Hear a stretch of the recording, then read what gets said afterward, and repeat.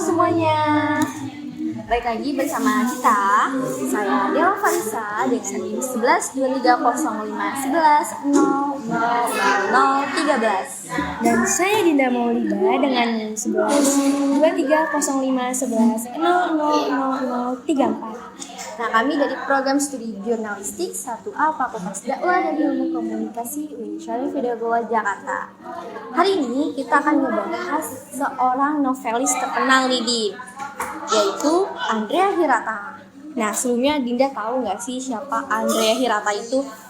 Jadi Andrea Hirata Herman Said Harun atau yang lebih dikenal sebagai Andrea Hirata yang lahir pada 24 Oktober 1966 adalah seorang novelis Indonesia yang berasal dari Pulau Belitung, Provinsi Bangka Belitung. Dia tumbuh dalam keluarga miskin yang tidak jauh dari tambang timah milik pemerintahan, yakni PN Timah. Hirata memulai pendidikan tinggi dengan gelar di bidang ekonomi dari Universitas Indonesia. Meskipun studi mayor yang diambil Andrea adalah ekonomi, dia amat menggemari sains, fisika, kimia, biologi, astronomi, dan sastra. Andrea lebih mengidentikan dirinya sebagai seorang akademisi dan backpacker, sedang mengejar mimpinya yang lain untuk tinggal di Kegompa, desa di Himalaya.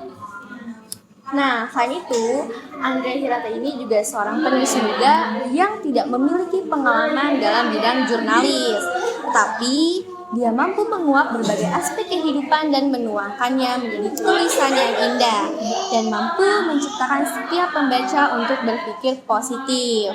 Nah, dari karya-karyanya Andrea Hirata yang sudah diterbitkan, kita akan ngebahas dua novel, yaitu novel Laskar Pelangi dan novel Edensor. Nah, novel Laskar Pelangi ini akan dijelaskan oleh Dinda.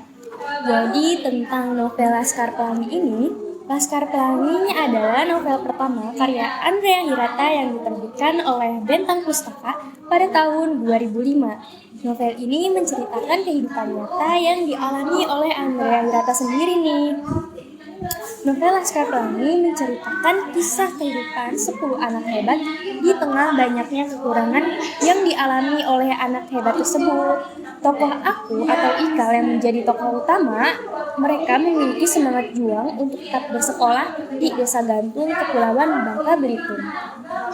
Selain kehidupan keluarganya yang kekurangan, bahkan dari sekolahnya pun masih banyak kekurangan di dalamnya. Tapi itu bukan sebagai penghalang untuk mereka belajar di sekolah itu.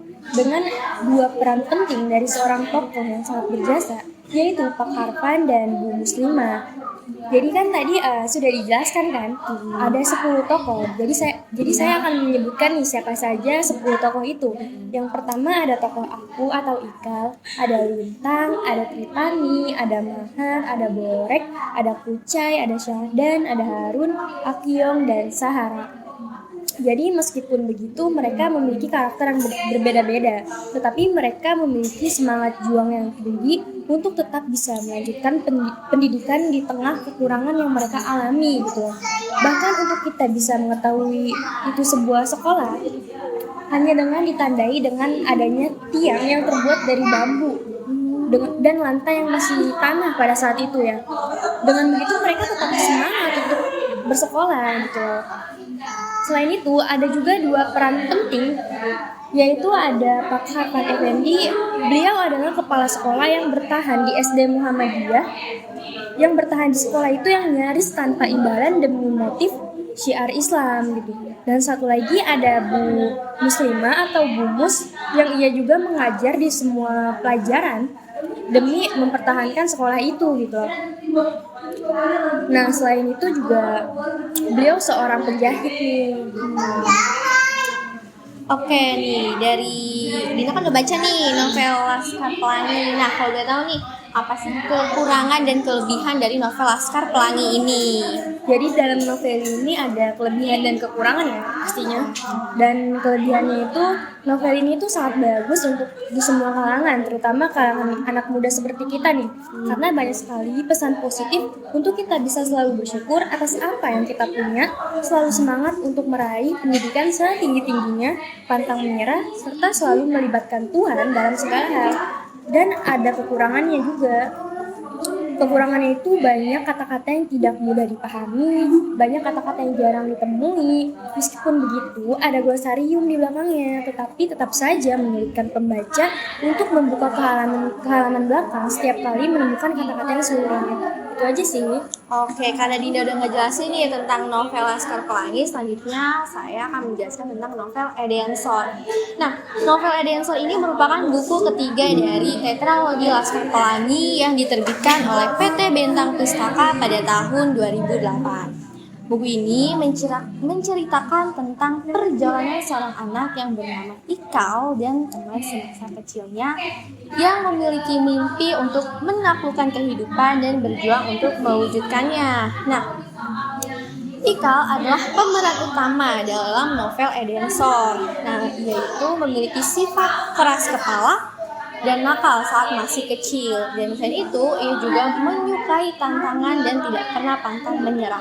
Terlahir dari keluarga yang tidak berlimpah harta, namun hal itu tidak mematahkan semangat Ikal untuk menggapai cita-citanya. Nah, selain itu, Ikal ini tuh memiliki cerita yang unik di balik namanya, karena namanya itu diganti oleh orang tuanya Din selama 7 kali. Karena bagi orang Melayu itu sebuah nama adalah sangat penting karena nama itu berurusan dengan agama dan dianggap sumber aura. Nah, contohnya itu adalah Din. Din itu kan buktinya.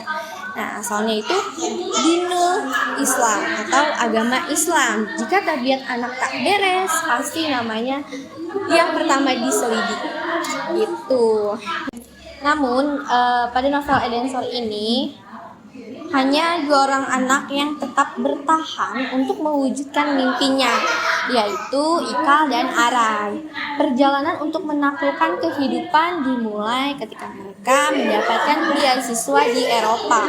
Mereka memulai aktivitas kuliah di Universitas Sorbonne. Setelah sibuk dengan dunia perkuliahan, mereka mempunyai rencana untuk menyambut musim panas untuk menjelajahi Eropa. Nah, berbagai kota mulai mereka jelajahi nih, mulai dari Rumania, Austria, dan daerah pelosok serta padang gurun Afrika telah mereka selesaikan. Suatu hari, Ikal diundang oleh Prof. Turnbull untuk minum teh bersama keluarganya di rumah. Nah, ketika Ikal sampai di rumah Prof, ternyata Prof belum sampai. Akhirnya, Ikal memutuskan untuk berkeliling desa sambil menunggu kedatangan Prof. Nah, setelah beberapa jam perjalanan, Ikal nih menyadari nih ada tempat yang tidak asing baginya, yaitu desa Edensor yang begitu indah. Nah, jadi dapat disimpulkan bahwa novel Edensor ini karya Andrea Hirata mengangkat tema anak-anak Belitung yang bercita-cita untuk melanjutkan pendidikannya di luar negeri dan menjelajahi seluruh dunia. Nah, alur yang digunakan pada novel Edensor ini menggunakan alur maju dengan tokoh utamanya yaitu Ikal dan Arai, sedangkan tokoh pembantunya yaitu Ayah dan Ali. Sedangkan latar tempat pada novel terjadi di Sorbonne sebagai latar utama, sedangkan Pulau Belitung dan Bogor adalah latar tambahan. Nah, kan sudah dijelaskan kan mengenai novel Edensor ini. Pastinya ada kelebihan dan kekurangan sih. Apa sih kelebihan dan kekurangan dari novel ini? Nah, kalau untuk kekurangannya nih sangat disayangkan sekali pada novel Edensor ini tuh terlalu sedikit dikisahkan tentang Edensor sehingga membuat pembaca penasaran. Nah, untuk kelebihannya adalah buku ini sangat direkomendasikan untuk dibaca dan dibeli karena buku ini memberikan motivasi dan mendorong semangat bagi mahasiswa atau pelajar untuk terus semangat dan tidak pantang menyerah untuk mendapatkan sesuatu yang sedang diusahakan. Nah, jadi kalau aku narik kesimpulannya, karya Andrea Hirata ini tuh mengandung banyak pesan, terutama tentang sebuah perjuangan di mana ia mempunyai impian yang besar yang tidak hanya berada dalam angan saja, tetapi ia juga berusaha untuk mewujudkan di tengah banyaknya kekurangan yang ia alami. Nah, selain itu juga dari novel Laskar Pelangi dan novel Edensor ini mempunyai banyak sekali ya pesan positif Dan novel ini juga sangat bagus untuk dibaca semua kalangan, terutama di kalangan seperti kita nih, kalangan anak muda yang memiliki banyak pesan seperti untuk kita selalu bersyukur, semangat untuk meraih pendidikan yang lebih tinggi, pantang menyerah, dan selalu melibatkan Tuhan dalam segala hal. Nah, itu saja review dari kita tentang Andrea Hirata. Semoga bermanfaat bagi kita semua. Terima kasih yang sudah menonton. Sampai jumpa. Halo semuanya. Din, lu tuh yang kompak gitu, Din. Tadi kan gue bilang halo semuanya. Lupa. Jadi halo semuanya ya, pakai halo semuanya, enggak assalamualaikum. Ulang. Balik lagi bersama kita, saya Della Vanessa. Gak kebaikan guys. Ya udah sih biarin. Balik lagi bersama kita, saya Della Vanessa dengan NIM 11230511000013. Dan saya Dinda Maulida. Sebutin NIM. Oh iya lupa. Nah, lanjutnya, namun kayaknya nggak nyambung ya. Seriusan? Kamu bisa dikat aja ya? Namun pada akhirnya, selanjutnya pada akhirnya hanya dua anak dari cerita ini gitu. Selanjutnya oh ya, kayak